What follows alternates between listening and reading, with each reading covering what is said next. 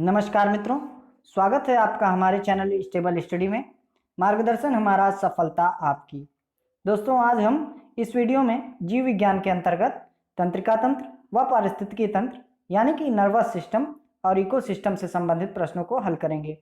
दोस्तों, इस वीडियो के प्रश्न किसी न किसी प्रकार से प्रीवियस एग्जाम्स में आए हुए हैं, इसलिए इस वीडियो के प्रश्नों को आप ध्यान से पढ़िएगा और इसमें आए हुए प्रश्नों के उत्तर आपको ध्यान से देना है।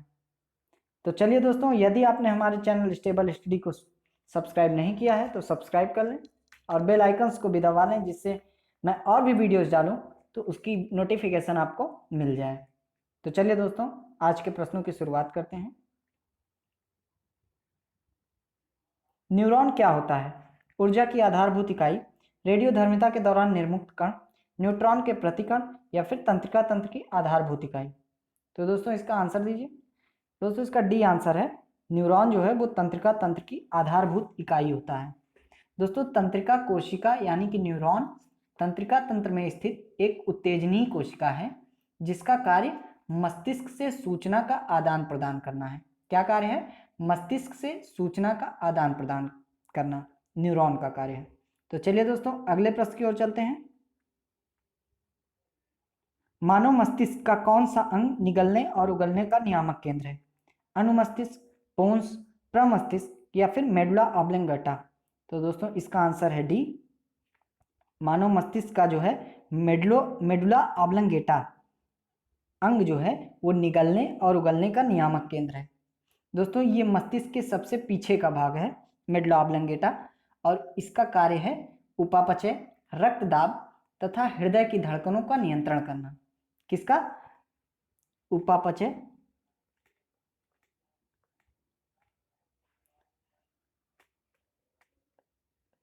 रक्तदाब व हृदय की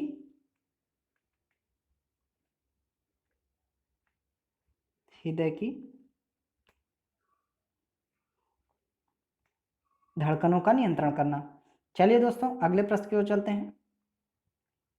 जन्म के बाद मानव के किस ऊतक में कोई कोशिका विभाजन नहीं होता है?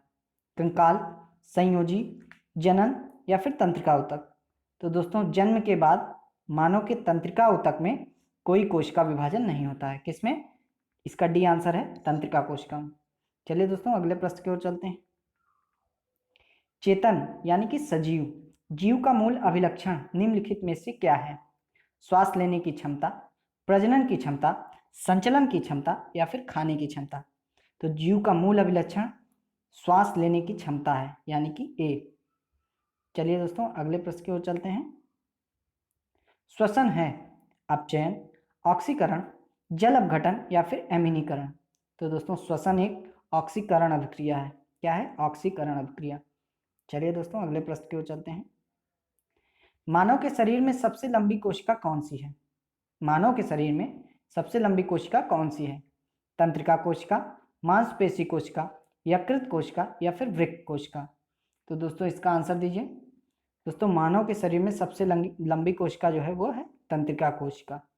चलिए दोस्तों, अगले प्रश्न की ओर चलते हैं। सबसे अधिक अपवर्तनांक वाला आंख का अंग है? कार्निया, एक्वियस ह्यूमर, काचाभ द्रव या विट्रियस ह्यूमर या फिर लेंस। तो दोस्तों, इसका आंसर है डी। सबसे अधिक अपवर्तनांक वाला आंख का अंग जो है वो लेंस है। लेंस का सबसे अधिक अपवर्तनांक होता है। चलिए दोस्तों, अगले प्रश्न की ओर चलते हैं। एक आदमी 10 मीटर की दूरी साफ नहीं देख पाता है, वह किस रोग से ग्रसित है? दूरदृष्टि, निकट दृष्टि यानी कि मायोपिया, मोतियाबिंद या फिर दीर्घ दृष्टि यानी कि हाइपर मायोपिया। तो दोस्तों, इसका आंसर है बी, निकट दृष्टि दोष।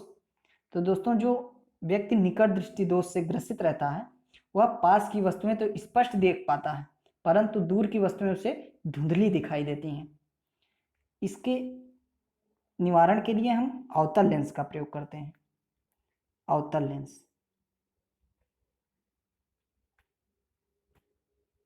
चलिए अगले प्रश्न की ओर चलते हैं। मानव की आंख में निकट दृष्टि दोष को ठीक किया जा सकता है सही उत्तल लेंस का प्रयोग करके, सही अवतल लेंस का प्रयोग करके, सही द्विफोकसी लेंस का प्रयोग करके या फिर सही सिलेंडरी का प्रयोग करके। तो दोस्तों अभी हमने देखा कि निकट दृष्टि दोष को किससे ठीक किया जा सकता है, अवतल लेंस के प्रयोग द्वारा निकट दृष्टि दोष को ठीक किया जा सकता है। चलिए अगले प्रश्न की ओर चलते हैं। बुद्धि का केंद्र स्थित है प्रमस्तिष्क में, अनुमस्तिष्क में, मेडुला में या फिर थैलमस में। तो प्रमस्तिष्क का वो बुद्धि का केंद्र जो होता है वो होता है प्रमस्तिष्क। दोस्तों प्रमस्तिष्क हमारी भावना, विचारधारा, स्मरण शक्ति तथा बुद्धि एवं इच्छाओं का केंद्र है। यह हमारी मानसिक क्रियाओं को नियंत्रित करता है। समझ रहे हैं ना? प्रमस्तिष्क क्या है? वो भावना, विचारधारा और स्मरण शक्ति एवं बुद्धि तथा इच्छाओं का केंद्र है। ये हमारी जितनी भी मानसिक क्रियाएं होती हैं उनका नियंत्रण करता है। मानसिक क्रियाओं का नियंत्रण। चलिए अगले प्रश्न की ओर चलते हैं। जब कोई व्यक्ति रोता है तो किसके सक्रियण के कारण नाक से जल विसर्जन होता है? थायराइड ग्रंथि, अंतःस्रावी ग्रंथि, लाला ग्रंथि या फिर अशुक्रारी ग्रंथि।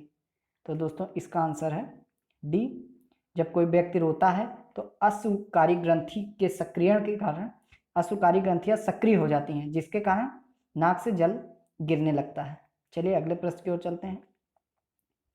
वर्णांध व्यक्ति दूर की चीजें नहीं देख पाता, काला रंग नहीं देख पाता, कुछ रंगों के बीच भेद नहीं कर पाता या फिर कुदृष्टि निर्बंध नहीं होता है। तो इसका आंसर दीजिए।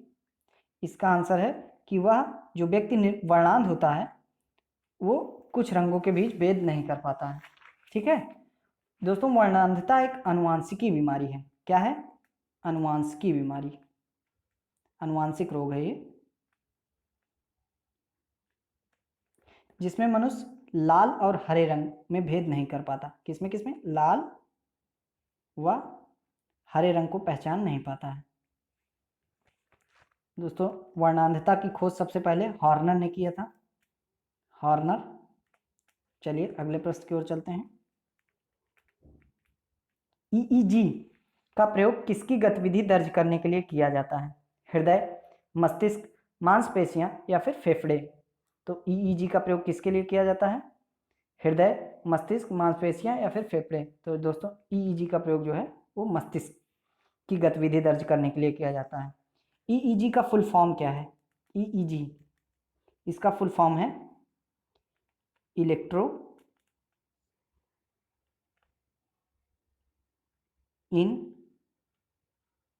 इलेक्ट्रोइनसेफेलोग्राफी।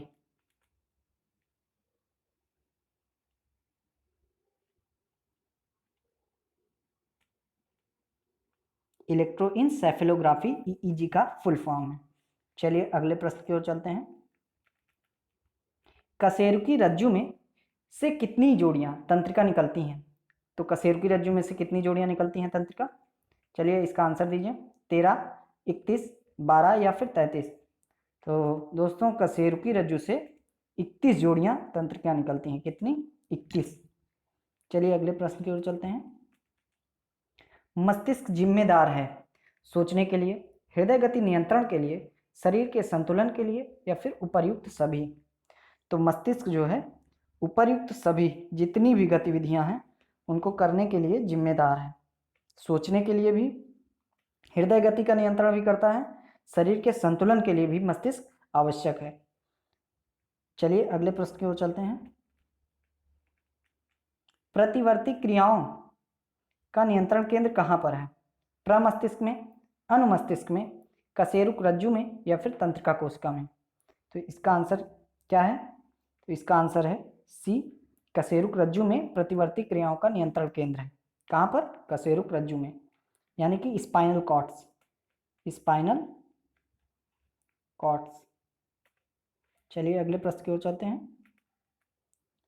सुई चुभाने पर निम्न अंगों में कौन सा दर्द महसूस नहीं करेगा? त्वचा, मस्तिष्क, हृदय या फिर नेत्र। तो दोस्तों अगर सुई चुभाई जाती है तो मस्तिष्क जो है वो दर्द महसूस नहीं करेगा। क्यों नहीं करेगा? क्योंकि इसमें दर्द ग्राहिकाओं की जो दर्द ग्राहिकाओं यानी कि दर्द ग्राहिकाओं का अभाव होता है।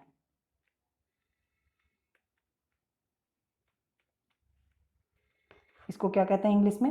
Pen receptors, pen receptors.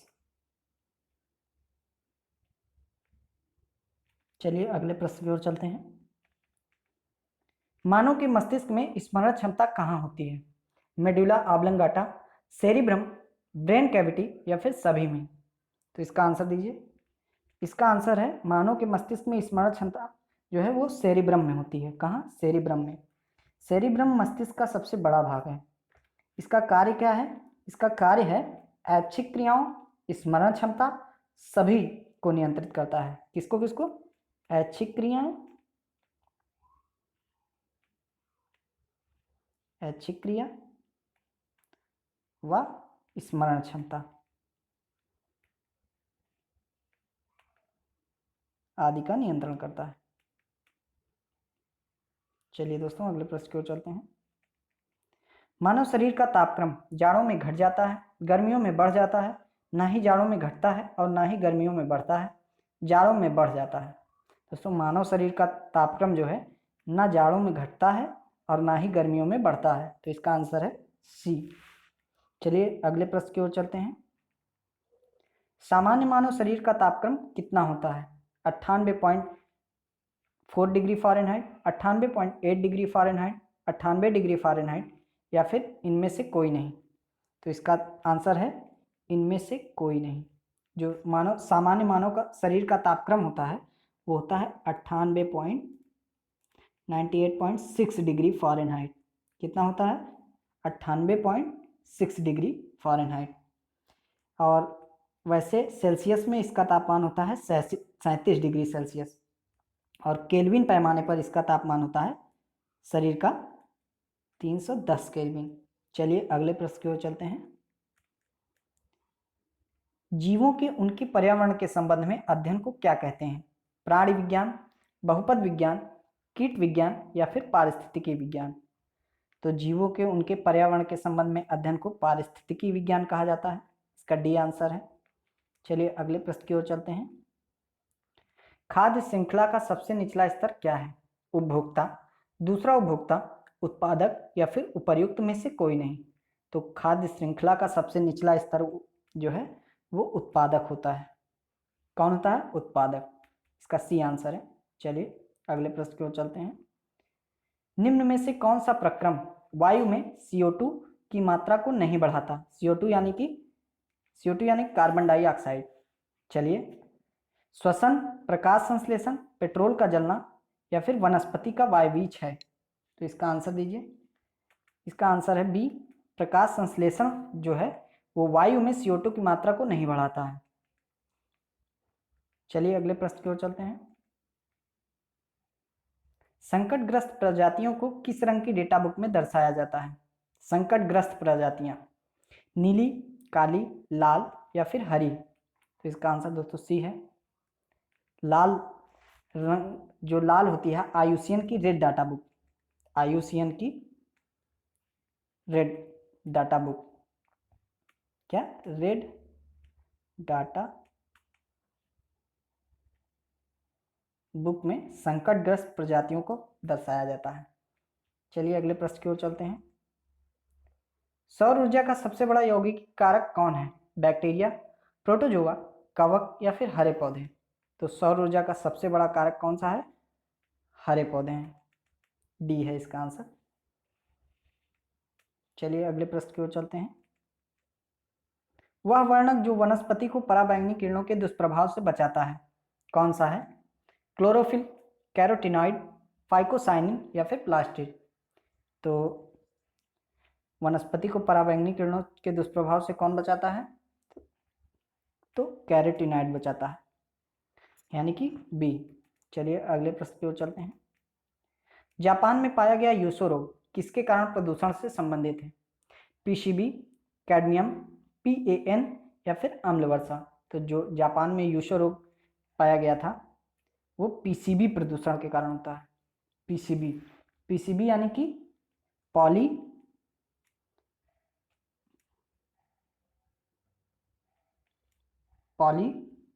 क्लोरिनेट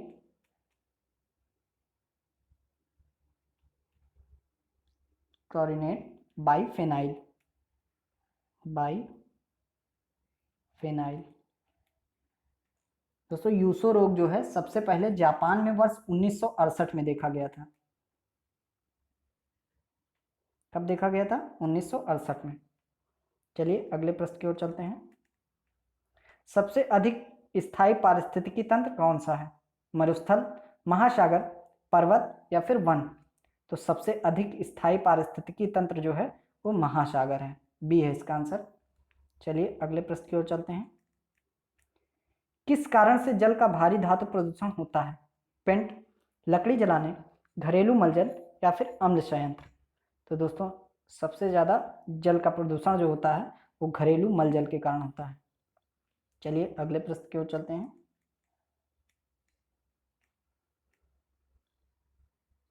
किस कारण से स्टोन कैंसर होता है? अम्ल वर्षा, विश्वव्यापी तापन, रेडियोधर्मिता या फिर जीवाणुविक क्रिया? तो स्टोन कैंसर जो होता है वो अम्ल वर्षा के कारण होता है। किसके कारण? अम्ल वर्षा के कारण। दोस्तों अम्ल वर्षा के फलस्वरूप नाइट्रोजन के विभिन्न ऑक्साइड अम्ल वर्षा बनाते हैं जो पत्थरों पर वर्षा के साथ आते हैं और पत्थर की सतह को नुकसान पहुंचाते हैं। नाइट्रोजन के विभिन्न ऑक्साइड क्या बनाते हैं? अम्ल वर्षा बनाते हैं जो पत्थरों पर वर्षा के साथ आते हैं और पत्थर की सतह को क्या करते हैं? नुकसान पहुंचाते हैं। चलिए अगले प्रश्न की ओर चलते हैं। मच्छरों के जैविक नियंत्रण के लिए निम्न में से किसका प्रयोग किया जाता है? डीडीटी, तेल, गंबुसिया या फिर विलेप? तो मच्छरों के जैविक नियंत्रण के लिए गंबुसिया का प्रयोग किया जाता है, यानी कि सी है इसका आंसर। दोस्तों गंबुसिया स्वच्छ जल में पाई जाने वाली मछली है। गंबुसिया एक मछली है जो जल में उपस्थित मच्छरों के लार्वा को खाकर, लार्वा क्या चीज? लार्वा को खाकर उसका नियंत्रण करती है, इसलिए इसे मॉस्किटो फिश भी कहते हैं। क्या कहते हैं? Mosquito fish.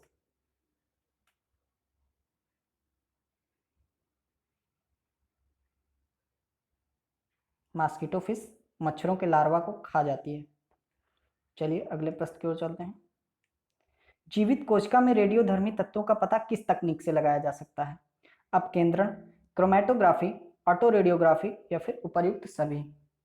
तो इसका आंसर है ऑटो रेडियोग्राफी, सी है इसका आंसर।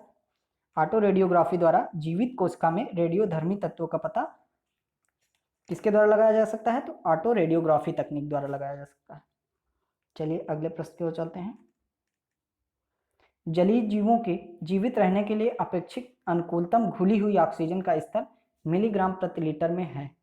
4 से 6 मिलीग्राम प्रति लीटर, 8 से 10 मिलीग्राम प्रति लीटर, 12 से 16 मिलीग्राम प्रति लीटर या फिर 2 से 4 मिलीग्राम प्रति लीटर? तो दोस्तों जलीय जीवों के जीवित रहने के लिए अपेक्षित अनुकूलतम घुली हुई ऑक्सीजन का स्तर 4 से 6 मिलीग्राम प्रति लीटर होना चाहिए। ठीक है ना? तो चलिए दोस्तों ये वीडियो का लास्ट प्रश्न था। अगर आपको मेरे द्वारा ये कराए गए वीडियो के क्वेश्चन अच्छे लगे हों तो आप हमारे चैनल को सब्सक्राइब करिए, ज़्यादा से ज़्यादा फैलाइए इसको, जिससे और भी जो छात्र हों उनको इसकी जानकारी हो, इन प्रश्नों द्वारा वो अपने आप ज्ञान का वर्धन कर सकें, मतलब ज्ञान को बढ़ा सकें। तो चलिए यहीं पे आपसे विदा लेता हूँ। अंत में बस यही कहना चाहूँगा कि अगर आपको इस वीडियो का क्वेश्चंस अच्छा लगा हो तो चैनल को सब्सक्राइब जरूर कर दीजिएगा। आप लोग देख के चले जाते हैं, सब्सक्राइब नहीं करते हैं, तो सब्सक्राइब कर दीजिएगा, लाइक कर दीजिएगा, जिससे मुझे थोड़ा सा उत्साह बढ़ता है। ठीक है ना? तो लाइक कर दीजिएगा, शेयर भी करिएगा और कमेंट करके बताइएगा कि वीडियो कैसा लगा है। चलिए बस यहीं विदा लेता हूँ आपसे। नमस्कार।